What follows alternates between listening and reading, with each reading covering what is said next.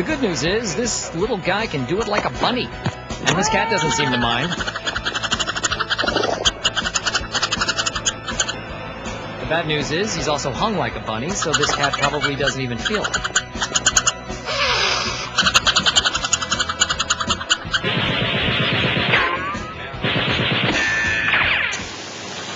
Farmer Ted took a course in animal husbandry. He got an A.